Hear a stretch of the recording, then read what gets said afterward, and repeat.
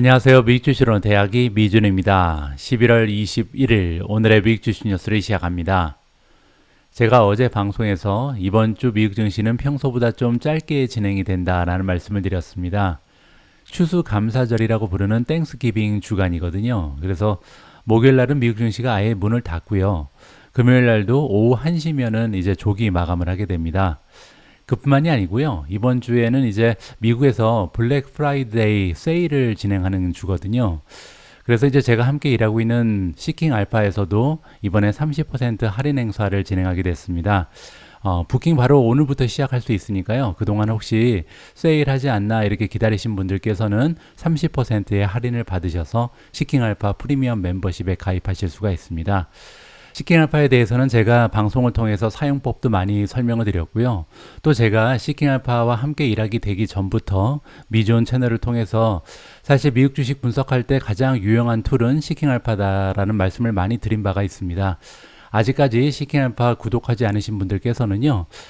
정말 이 정도 가격에 미국 주식에 대한 많은 정보를 습득할 수 있고 또 종목 분석을 할 수 있는 툴은 존재하지 않는다라고 생각을 합니다.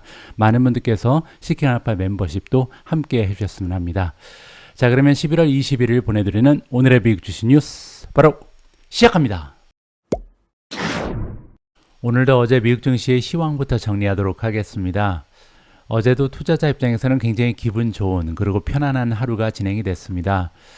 장 개장하고 나서 꾸준히 주가가 상승하면서 결국 굉장히 좋은 수익을 보였는데요. 다우존스는 플러스 0.58%로 마감이 됐고요. S&P 500은 플러스 0.74, 나스닥은 1.13%나 올라가면서 기분 좋은 장세를 지속적으로 보여주었습니다. 어제 나스닥의 상승세를 주도했던 성장주들의 이름을 살펴보시면요. 일단 에디타스가 10% 이상 상승을 했고요. 인텔리아도 플러스 7.68% 좋은 추세를 계속해서 만들어내고 있습니다. 코인베이스가 플러스 7.12, 암이 지금 6.71% 올라갔고요. 크리스퍼 플러스 6.32, 인페이즈 플러스 6.07, 니오 플러스 5.5, SMCI, 슈퍼마이크로가 플러스 5.5, 리벤트 코퍼레이션 플러스 5.17, 차지포인트 플러스 4.95, 팔란티어 4.15% 올라가면서 가장 추세가 도드라진 성장주의 이름을 올렸습니다. 어제 주가의 흐름이 좋았던 종목들의 특징을 좀 살펴보면요. 일단 에디타스 그리고 인텔리아 같은 경우는 크리스퍼가 이제 역사적인 순간을 찍고 나서 이제 전반적으로 유전자 가위 종목들이 계속 좋은 추세를 만들어냈다. 이렇게 우리가 추세 전환을 살펴볼 수가 있는 거고요. 코인베이스는 최근에 주가 흐름이 굉장히 좋습니다. 한 달 동안 27.87%나 급등했는데요. 비트코인의 가격이 굉장히 좋은 추세를 만들어내기 때문이죠. 과연 비트코인의 ETF가 승인이 될지 이 부분을 우리가 좀 지켜볼 필요가 있을 것 같고요. 암홀딩즈는요. 어제 6.7% 올라갈 만한 이유 하나가 있었습니다. 기사 하나를 잠깐 보여드리면요. 웰스파고에서 이제 암에 대한 커버를 시작했는데 가장 첫 번째로 준 투자 의견이 오버웨이, 즉 매수 의견이었다. 따라서 이제 굵직굵직한 커버리지가 시작되면서 주가가 힘을 받을 수 있었다. 이렇게 보시면 되고요. 크리스퍼는 아까 말씀드린 것처럼 에디타스, 인텔리와 함께 유전자 가위 종목의 주가 흐름을 지배하고 있는 종목입니다. 인페이즈도 6.07% 올라갔는데요. 인페이즈 역시도 호재 하나가 있었습니다. CEO가 나옵니다. 코탄 다라만이라는 분인데 이 CEO가요. 인페이즈의 주식을 1120주나 지금 매수를 했거든요. 따라서 이렇게 CEO가 자기가 일하고 있는 기업의 주식을 살 정도면 뭔가 좋은 소식이 금방 나타나겠구나. 앞으로 이제 주가의 흐름이 좋겠구나. 이렇게 외부에 있는 사람들 입장에서는 기대를 해볼 수 있는 뉴스가 보도가 됐다. 이렇게 정리가 가능합니다. 다음에는 미존 탑 12의 현황을 보여드리도록 하겠습니다. 어제도 한 종목 빼고 다 올라갔는데요. SMCI가 5.55% 가장 좋았고요. 팔란티어 플러스 4.15, 나비타스 플러스 2.31, 엔비디아 플러스 2.25, 마이크로소프트 플러스 2.05, 인피니언 플러스 1.47, 온세미 플러스 0.93, 아마존 플러스 0.65, 우버 플러스 0.57, 테슬라 플러스 0.55, TSMC 플러스 0.38, 마지막으로 소파이 혼자만 최근에 계속해서 하락 추세를 만들어내고 있는 점을 파악해 볼 수가 있었습니다. 오늘 첫 번째로 전달해 드릴 기사는요. 지난 주말부터 어제까지 정말 미국 증시를 뜨겁게 달구었던 가장 핫한 이슈를 다루어야 할 것 같습니다. 바로 오픈 AI의 전 CEO 샘 알트만에 대한 거치 문제인데요. 금요일날 이제 알트만이 해고를 당했다라는 기사가 나오고 나서 정말 월가는요 들썩거렸습니다. 정말 엄청난 일이 발생한 거죠. 그리고 이제 개인적으로 마이크로소프트에 이제 비중 있게 투자하는 투자자 입장에서 걱정이 좀 많이 됐었습니다. 만약에 샘 알트먼이 다른 기업으로 이동을 하게 되면 아마도 마이크로소프트 입장에서는 조금 많은 손실이 있을 것이다 개인적으로 판단하고 있었는데요. 역시 마이크로소프트는 훌륭한 경영진을 가지고 있었습니다. 마이크로소프트의 훌륭한 경영진이 샘 알트먼을 직접 마이크로소프트로 이제 채용을 하면서 이러한 리스크를 스스로 없애버리는 엄청난 저력을 발휘했습니다. 여기 관련해서는요, 웨드부시의 댄 아이브즈가 굉장히 재미있는 표현을 쓴 기사가 있어서요, 함께 읽어볼까 합니다. 마이크로소프트가 알트먼 그리고 브록먼까지 고용을 했죠. 따라서 강력한 AI 입지를 구축하게 됐다라고 웨드부시에서 평가를 해주고 있습니다. 웨드부시 시큐리티의 주장에 따르면 전 오픈 AI 공동 창립자인 샘 알트만 그리고 그렉 브록먼까지 고용을 하면서 마이크로소프트는요, 인공지능 관점에서 이전보다 훨씬 더 강력한 위치에 서게 됐다라고 긍정적으로 평가가 나옵니다. 마이크로소프트에 대해서 매수 등급 그리고 $425의 목표 주가를 제시하고 있는 애널리스트 댄 아이브즈가 등장하는데요. 목표 주가가 425면 지금 현재도 주가가 많이 올라간 상황인데 13% 정도 추가적으로 상승 여력이 있다. 이렇게 보시면 되겠죠. 알트먼이 직장에서 쫓겨난 상황을 끔찍하게 잘못된 포커 페임에 비유를 했습니다. 이게 무슨 얘기냐면요. 여기 굉장히 재미있는 표현이 나오는데 오픈 AI의 주니어 대표팀, 따라서 4명의 이사회는 어린이 포커 테이블에 앉아 있었다. 따라서 이제 포커 잘 칠지도 모르는데 이렇게 전문가들한테 덤볐다는 거죠. 그리고 그들이 승리했다라고 생각을 하고 있었다. 하지만 월요일 새벽에 결국은 나델라와 마이크로소프트가 월드 포커 시리즈에서 승리를 했다라고 나와 있습니다. 우리는 이제 마이크로소프트에서 알트먼 그리고 브록먼이 AI를 운영하면서 마이크로소프트가 AI 관점에서 더욱 강력한 위치에 있다고 보고 있습니다. 댄 아이브즈가 또한 얘기하기를 알트먼은요, 마이크로소프트 본사에서 안전하게 회사의 주요 AI 노력을 이끌 가능성이 있고, 또한 중요한 부분은 많은 핵심 과학자 그리고 개발자들이요, 오픈 AI를 떠나서 마이크로소프트로 합류할 가능성이 굉장히 높다라고 진단을 하고 있습니다. 실제로 지금 오픈AI에서 일하고 있는 직원의 수가 770명 정도가 되는 것 같은데요. 그 중에 무려 500명에서 700명 정도 되는 굉장히 많은 숫자가 지금 당장 이 사회가 알트먼을 데려오지 않으면 우리는 그만두겠다. 뭐 이런 식으로 항의를 하고 있습니다. 따라서 많은 사람들이 오픈AI를 떠날 가능성이 굉장히 높다. 이렇게 우리가 생각해 볼 수가 있고요. 더욱이 오픈AI 같은 경우는요, 주식을 발행할 예정이 있었습니다. 따라서 추가적으로 이제 자금을 끌어들이면서 그 안에서 일하고 있는 직원들 입장에서는 엄청난 부를 누릴 수 있는 그런 조건이 형성이 돼 있었거든요. 그런데 이러한 것들이 모두 하루아침에 물거품이 돼버린 거죠. 따라서 굉장히 직원들의 사기라든지 불만이 많을 것으로 우리가 좀 생각을 해볼 수가 있겠습니다. 월요일 이른 아침에 트위터로 알려진 X에 올린 글에서 마이크로소프트의 CEO 사티아 나델라는요, 알트만과 브록만이 첨단 AI 연구를 이끌며 회사에 합류하게 되어 매우 기쁘다라고 얘기했습니다. 주주인 저도 굉장히 기쁩니다. 그래서 정말 이번 건은요, 사티아 나델라가 굉장히 멋진 한 수를 띄었다. 그리고 굉장히 빨리 움직였잖아요. 개인적으로 이번에 마이크로소프트의 경영진을 굉장히 좀 높게 칭찬을 해주고 싶습니다. 주말 동안 가쁘게 움직였던 이 사건, 알트만에 관련된 이슈가 깔끔하게 정리가 되면서 마이크로소프트의 승리로 돌아갔다. 이렇게 정리가 가능할 것 같습니다. 앞의 기사에서 댄 아이브즈가 재미있게 표현해 준 것처럼 이번에 알트만 포커 게임의 승자 그리고 패자는 명확하게 갈렸습니다. 승자는 마이크로소프트죠. 알트만을 영입하면서 이제 인공지능의 선두주자의 자리를 굳건히 하는 모습을 만들어낼 가능성이 높고요. 패자는 오픈AI입니다. 정말 잘 나가는 기업이었는데 한순간에 지금 무너질 위기에 처해 있거든요. 자, 그래서 이번 기사를 통해서 오픈 AI의 미래가 이렇게 불확실해졌는데, 뭐 심지어는 두 번째 펀딩이 계획되고 있었는데 이것마저 성사가 되지 못할 가능성이 높거든요. 그렇게 되면 정말 많은 두뇌들, 인재들이 이 회사를 빠져나가겠죠. 자, 그러면 이러한 상황이 구글, 아마존, 엔비디아에는 어떠한 영향을 주게 되는지 여기에 관련된 재미있는 기사를 좀 읽어볼까 합니다. 일단 마이크로소프트를 살펴보면요, 알트만을 직접 고용하면서 마이크로소프트는 구글 모기업인 알파벳 그리고 아마존닷컴과의 AI 경쟁에서 입지를 강화할 수 있다. 일단은 가장 치고 나가는 기업이 마이크로소프트죠. 이제 마이크로소프트는요, 오픈 AI의 지분 49%와 더불어서 강력한 사내 AI 팀까지 보유하게 됐다. 따라서 어떻게 보면요, 인공지능 관련해서 팀이 2개 있는 거랑 마찬가지입니다.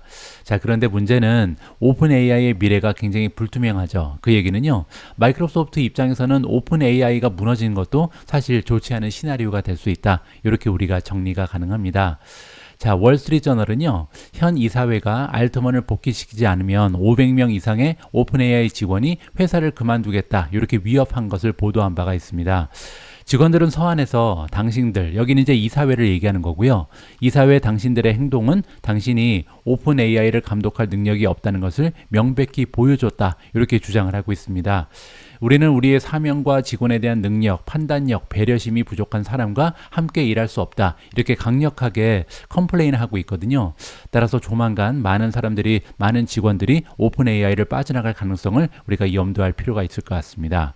심지어는요, 알트만한테 반대표를 던진 이사회 멤버 한 명 중에 과학자 일리아 수츠케버가 있습니다. 공동 창립자 중에 한 명이거든요. 근데 이 사람이 지금 X에다가 어떻게 남겼냐면요, 이사회의 행동에 참여한 것을 후회합니다. 저는 오픈 AI를 해칠 의도가 전혀 없었습니다. 지금 너무나 상황이 악화되고 있기 때문에 후회한다, 이런 지금 포스팅까지 올라오고 있는 상황이거든요. 상황이 굉장히 좋지 않다는 것을 우리가 살펴볼 수가 있겠죠. 많은 오픈 AI 직원들이 알트만을 따르기로 결정할 수도 있지만 다른 경쟁 업체로 떠나고 싶은 유혹을 받을 수도 있다. 따라서 마이크로소프트로 다 가는 것보다는요, 뿔뿔이 흩어질 가능성도 있다. 이렇게 우리가 조심스럽게 예상을 해볼 수가 있죠. 근데 만약에 그렇게 되면요, 구글, 아마존에는 이 격변기를 활용할 수 있는 기회가 있을 수도 있다. 인재를 확보할 수 있다는 거죠.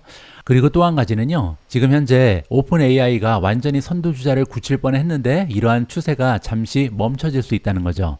알트만은 최근 오픈 AI가 최신 AI 모델인 GPT-5를 개발하는 초기 단계에 있다고 밝힌 적이 있습니다. 그리고 이러한 진전은요, 조직 개편으로 인해서 차질을 빚을 가능성이 굉장히 높아졌다.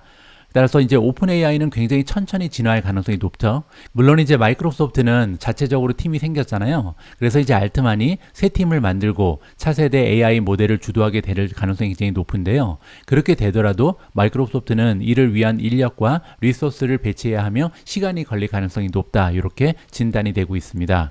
그렇게 되면요, 구글 그리고 아마존이 벤치마크로 인식되는 오픈 AI 기술을 대체할 가능성이 높다는 거죠.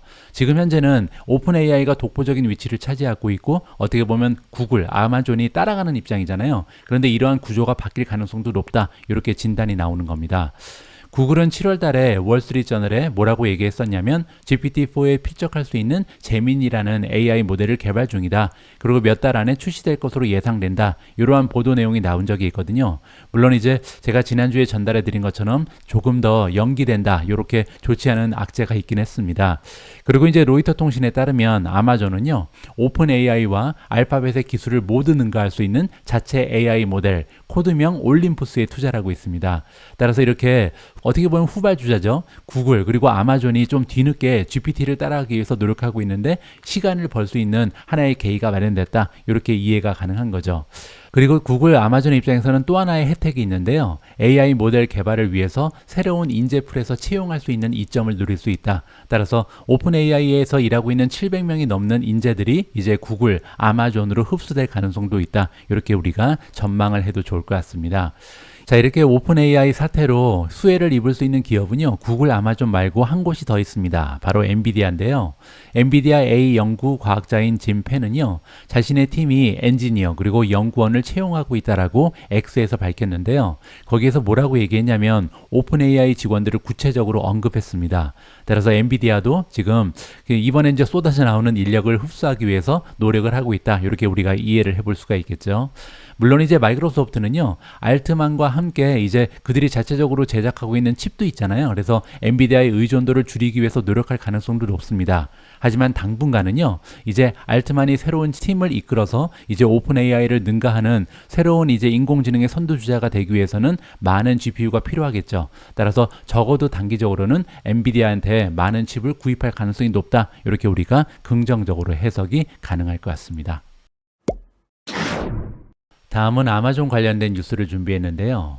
이번에도 인공지능이 그 주제입니다. 아마존이 최소 200만 명의 AI 교육에 나선다라는 제목의 기사인데요. 어떤 내용인지 한번 들어보시죠. 월스트리트저널은 아마존이 2025년까지 최소 200만 명한테 기초부터 고급 AI 기술을 가르치는 것을 목표로 하는 AI Ready라는 프로그램을 시작한다라고 보도했습니다. 그만큼 지금 인공지능의 시대가 도래하고 있는데 인공지능 관련된 인력이 부족하다. 이렇게 우리가 이해를 해볼 수가 있겠죠. 이 교육은 제너러티브 AI, 생성형 AI에 초점을 맞춘 8개의 온라인 과정으로 구성되며 테크 및 테크 관련 직무를 담당하는 사람들을 대상으로 한다고 합니다. 하지만 초보자 그리고 경험이 많은 사람들을 모두 대상으로 하기 때문에 혹시 이 방송을 보시는 분들 중에서 관심이 있으신 분들은요, 한번 찾아가서 살펴보시는 것도 좋을 것 같습니다. 제가 잠깐 보여드리죠. 바로 이 웹사이트입니다. aws.amazon.com이고요. 에듀케이션으로 들어가시면 됩니다. 그리고 이제 한 가지 재밌는 부분은 여기 이제 영어로 표시가 되어 있는데 한국어로 바꿀 수가 있거든요. 자, 바꾸면은 편리한 시간에 자신만의 속도로 클라우드 기술을 강화할 수 있는 완전 무료 교육이다. 이렇게 나와 있고요. 한번 살펴보시고 혹시 인공지능 쪽으로 커리어를 개발하고 싶으신 분들께서는 시간을 투자할 만한 가치가 있어 보입니다. 이 과정은 아마존 학습 웹사이트를 통해서 온라인으로 무료로 이용할 수 있고요. 아마존 직원이 아닌 사람도 수강할 수 있다라고 확인이 가능합니다. 자, 여기에 아마존 데이터베이스 분석 및 머신러닝 담당 부사장이 나옵니다. 이름이 조금 어려워서 생략하고요. AI는 우리 세대에서 가장 혁신적인 기술이 될 것이 분명하다. 그런데 문제는요, 이를 수용하고 발전시킬 준비가 된 인력이 없다면 그 잠재력을 제대로 발휘할 수 없을 것이다 라고 얘기합니다.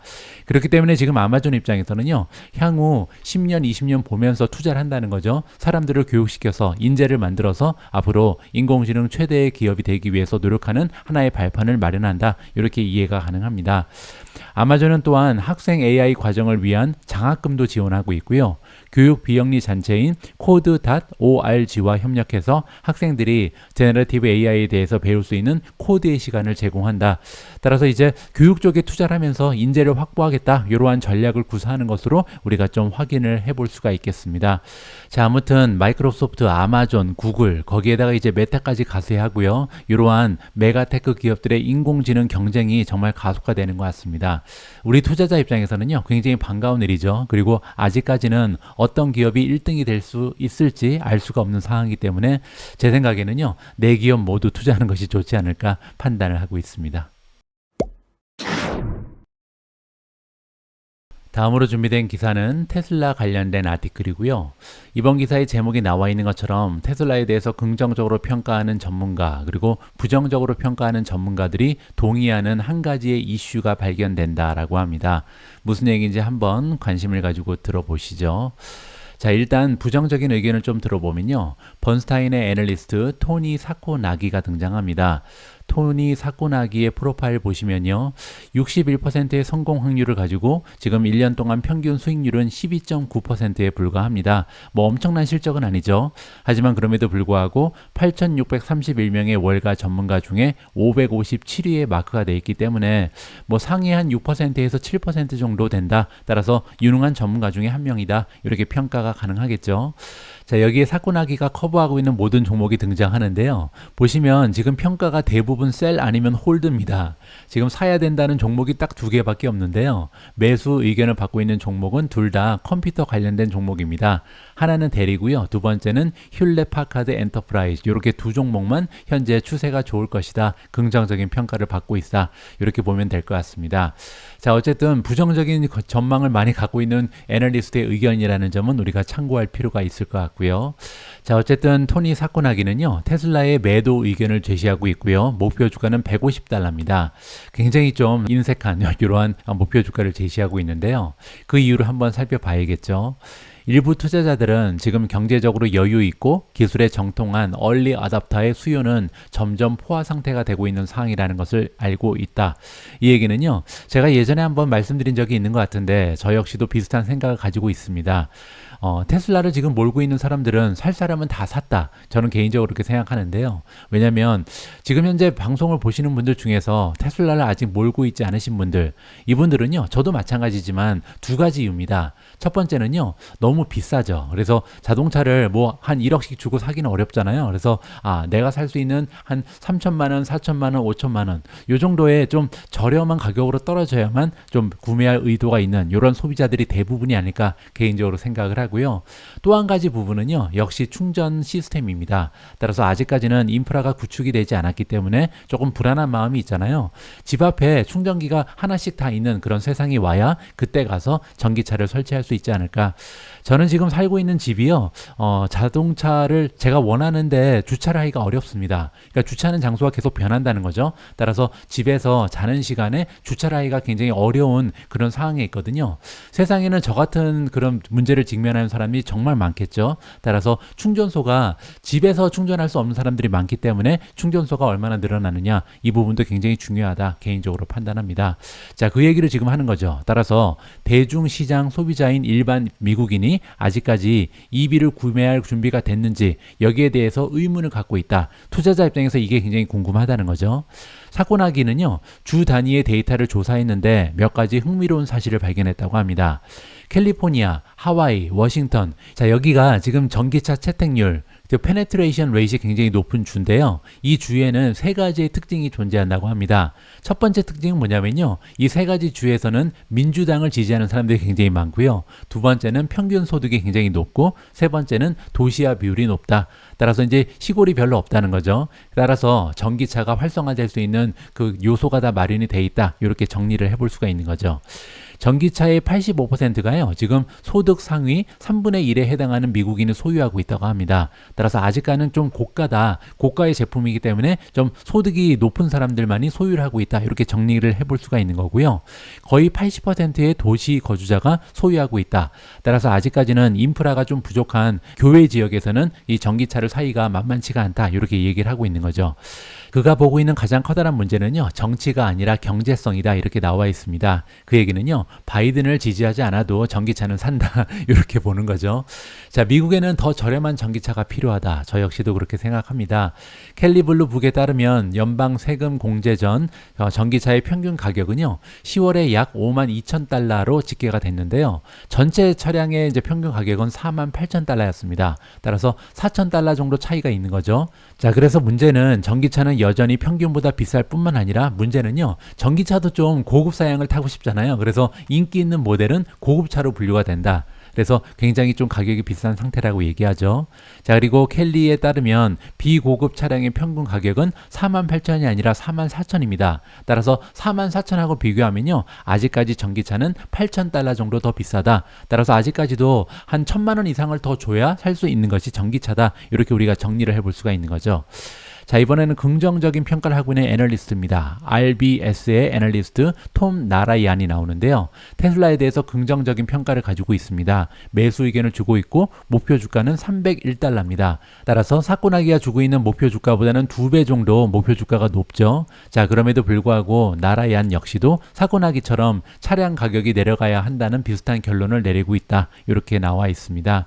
그 또한 자동차 구매자들이 더 새로운 모델을 필요로 한다. 따라서 지금 현재 모델이 좀 구형이 되고 있다는 거죠. 가장 많이 팔리고 있는 차들, 뭐 예를 들어서 테슬라 모델 3 같은 경우는요, 2017년에 출시가 됐거든요. 물론 최근에 이제 업그레이드를 하고 이러한 부분이 있긴 했지만 새로운 모델이 등장해야만 좀 수요가 자극을 받을 수 있다. 이렇게 우리가 이해를 해볼 수가 있는 거죠. 거기에 이제 또 새로운 모델이 저가에 출시가 돼야 된다. 우리가 기다리고 있는 것은 2만 5천 달러짜리 전기차가 아닐까. 이렇게 우리가 좀 결론을 내볼 수가 있겠습니다.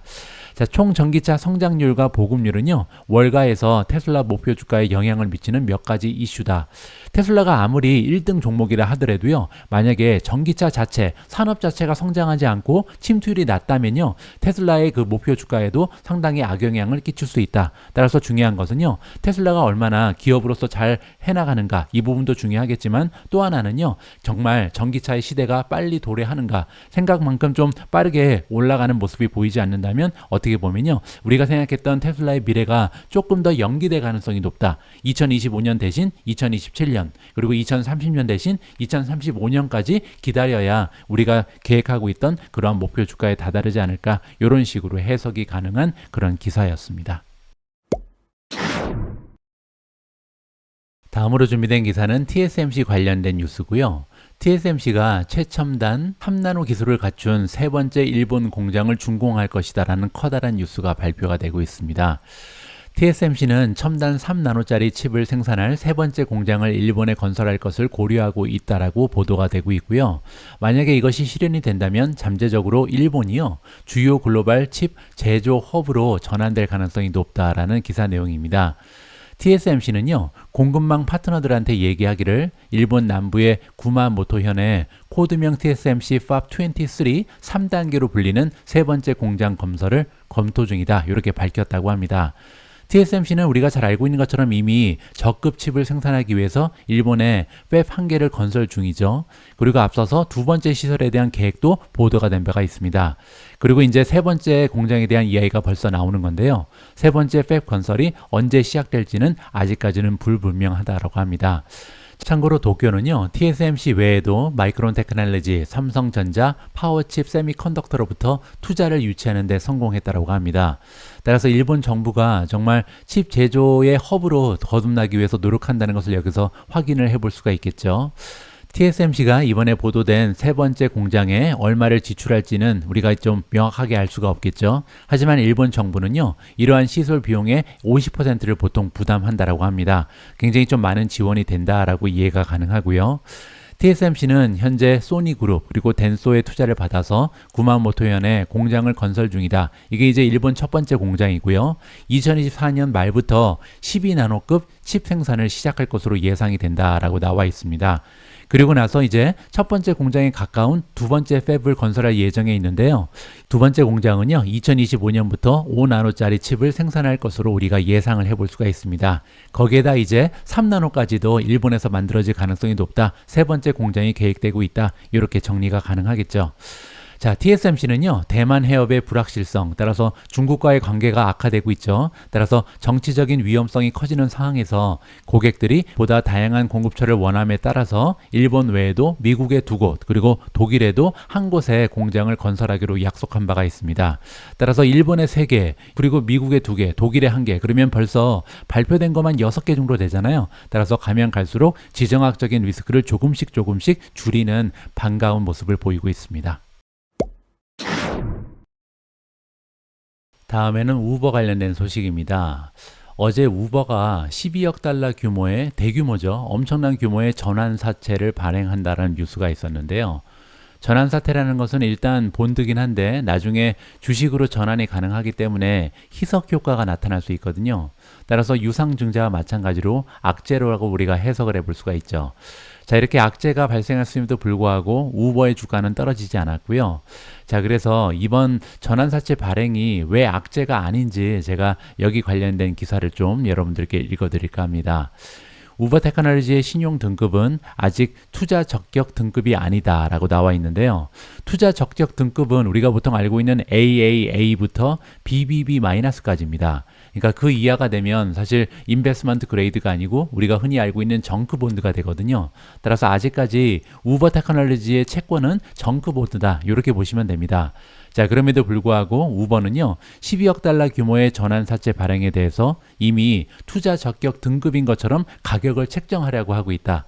따라서 실제로는 지금 우버는요, BB-입니다. 따라서 정크본드거든요. 그런데 이제 정크본드 취급을 받지 않겠다. 우리는 우량한 기업이다. 우량한 기업에 합당한 이러한 조건을 제시해달라. 이렇게 지금 얘기를 하는 거죠. 자, 구체적인 내용을 좀 들어보시죠. 블룸버그 뉴스는 우버가 0.75%에서 1.25%의 쿠폰, 이거는 이제 이자율을 얘기하는 겁니다. 돈을 꺼주는 거잖아요, 채권은. 근데 굉장히 낮은 이자율이 책정이 돼 있는 거고요.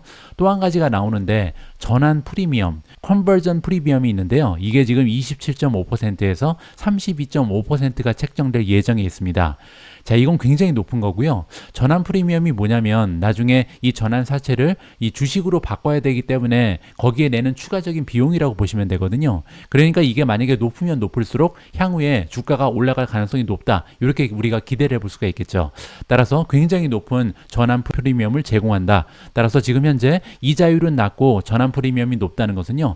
향후에 우버의 발전 가능성이 굉장히 높다. 이렇게 시장에서 이미 기지가 구축되어 있다. 이렇게 볼 수가 있겠습니다. 자, 장기 등급이 BB-고 지금 S&P 글로벌 등급이 긍정적 전망을 부여한 우버의 경우에 만약에 여기에 나와 있는 이러한 조건으로 차입을 할 수 있게 되면요. 예상보다 훨씬 더 저렴하게 엄청난 자금을 조달할 가능성이 높다. 이렇게 긍정적으로 해석이 나오고 있습니다. 자, 그런데 여기 보시면요. 대조적으로 S&P가 BB 플러스 등급을 부여한 다른 기업이 있습니다. 전자부품 제조업체인 BCA 인터테크놀로지가 있는데요. 이 기업 같은 경우는 불과 2달 전에 7억 5천만 달러 규모의 7년 만기 전환 사채를 발행했는데 여기 보시면요. 2.25%였습니다. 쿠폰 레이시. 근데 여기 우버는 0.75에서 1.25잖아요. 따라서 BB-밖에 되지 않은 우버가 훨씬 더 좋은 쿠폰 레이트를 지금 지급한다. 이렇게 나와 있는 거고요. 전환 프리미엄 보시면 여기는 20%인데 지금 우버는 27.5%에 32.5%를 요구하고 있잖아요. 따라서 주가가 올라갈 가능성이 훨씬 더 높기 때문에 전환 프리미엄도 높다. 이렇게 볼 수가 있는 거죠. 자, 그리고 또 한 가지 여기 유틸리티 소유주 서던 코가 있는데요. 서던 코 같은 경우는 투자 등급입니다. 따라서 지금 최소한 그 정크 본드가 아니란 얘기죠. 근데 이 기업은요. 2월 달에 17억 3천만 달러 규모의 2년 만기 채권을 무려 3.875%에 발행한 바가 있습니다. 그리고 똑같은 달에 9억 달러의 규모의 5년 만기 채권은 2.875%의 쿠폰이 붙었고요. 따라서 다른 기업과 비교했을 때 지금 우버가 굉장히 좀 입지가 강화되고 있구나. 시장에서 그 위치가 굉장히 좀 우량한 기업으로 대접받고 있구나라는 것을 우리가 살펴볼 수가 있을 것 같습니다. 자, 시장 가치가 1130억 달러에 달하는 우버는 올해 전환사채 시장을 공략한 가장 큰 기업이다라고 합니다.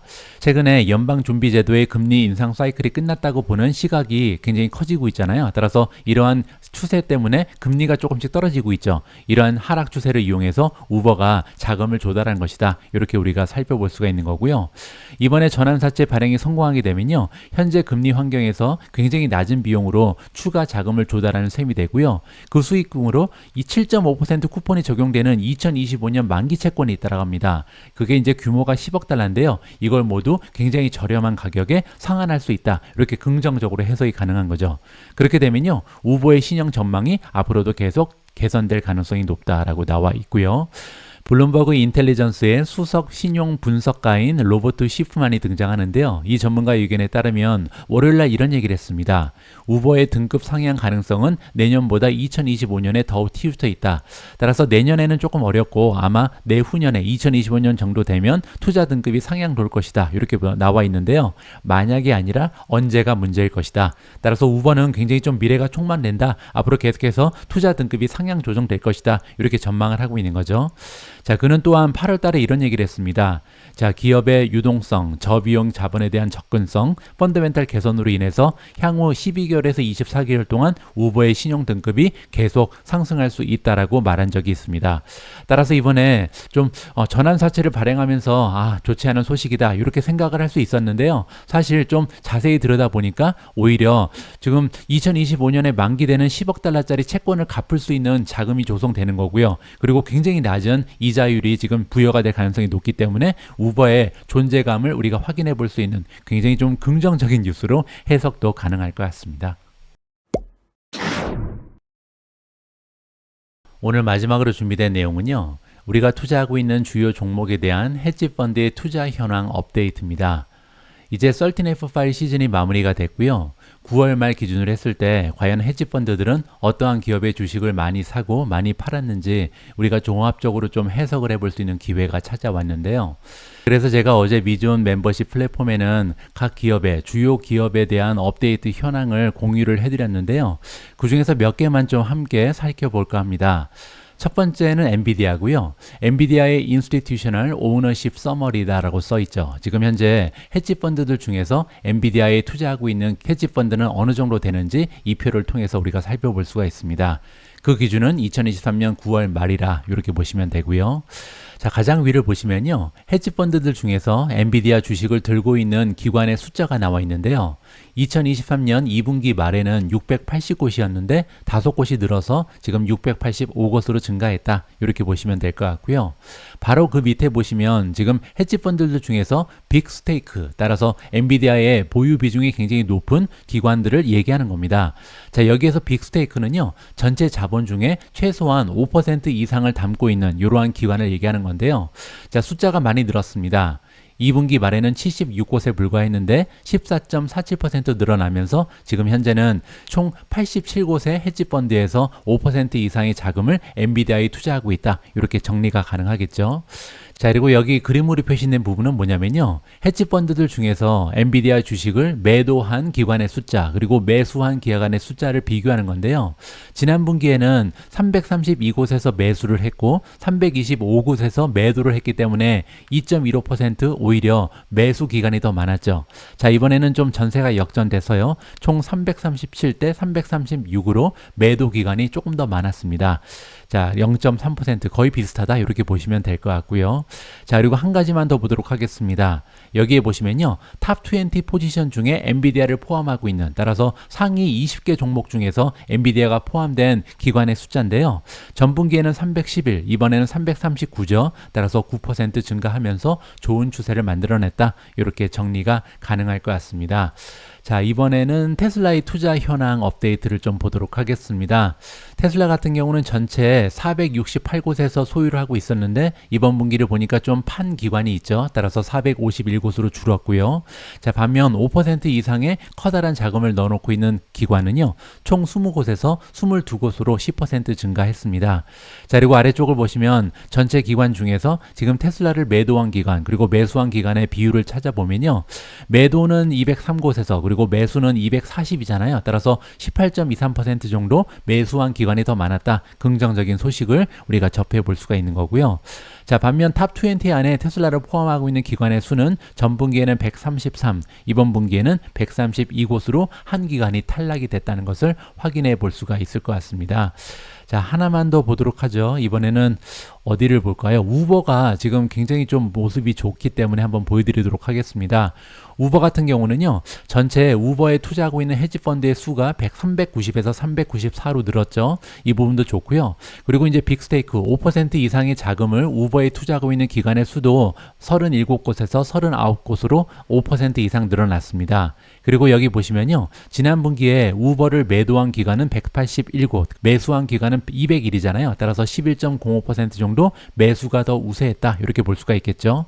자, 그리고 탑 20 안에 우버의 주식을 포함하고 있는 기관의 개수도 106에서 111로 5곳이 늘었습니다. 따라서 전반적으로 좋은 추세를 만들어내고 있는 것이 우버다. 이렇게 정리가 가능할 것 같습니다.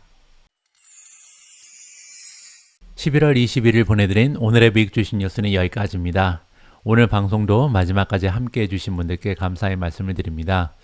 자, 그리고 아울러서요, 대한민국에서 가장 빠르고 가장 정확하고 가장 필요한 미국 주식 투자 정보를 제공해드리는 미줌 멤버십에도 많은 분들의 관심과 사랑을 부탁드립니다. 우리 모두가 미국 주식 투자로 은퇴하는 그날까지 다 함께 화이팅입니다. 행복한 하루 되세요. 감사합니다.